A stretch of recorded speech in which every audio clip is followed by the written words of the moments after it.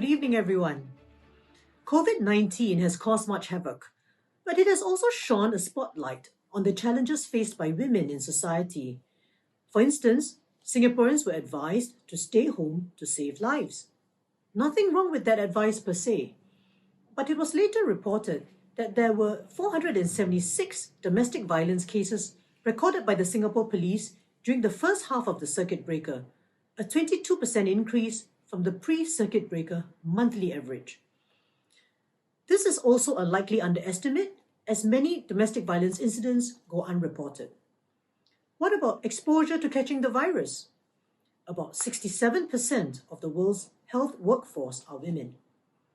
In economic terms, a UN report found that across the world, there was significant job loss for women who tend to hold more jobs without formal protections.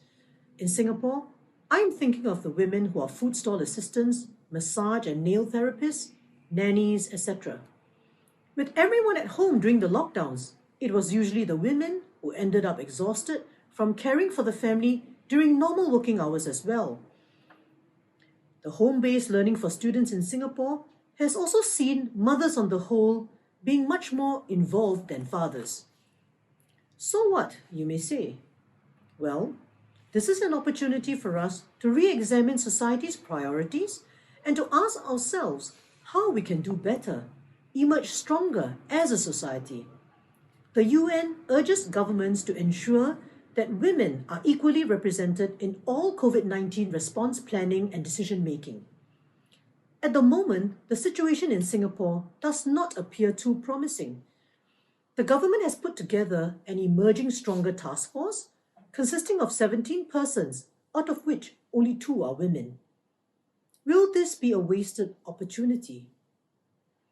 We should note that in terms of tackling COVID-19, Taiwan and New Zealand have so far been very successful, with women leaders in charge. This brings me to my final point on women stepping up to public leadership. We have important contributions to make as leaders. Compared to men, women leaders are known to show more empathy, be more nurturing, value teamwork, communicate better, be able to multitask, have less ego issues. All right, I'm sure that our brothers have something to say about this. In the corporate arena, Singapore has also been trying to get more women onto the boards of companies with a soft target of 30%. In politics, we still have some ways to go. We have 3 female cabinet ministers out of 19, about 16%, better than the past. In the 13th Parliament, we had about 23% women MPs. Speaking as the chair of the Workers' Party, we try hard to encourage women to join the party and to stand for parliamentary elections. While more women have joined, many prefer backroom roles like grassroots work and supportive roles. A leader in an NGO once told me that women shun political parties because they find party politics just too nasty.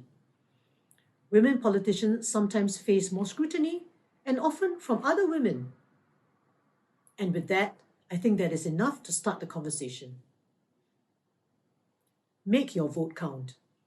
Vote Workers' Party.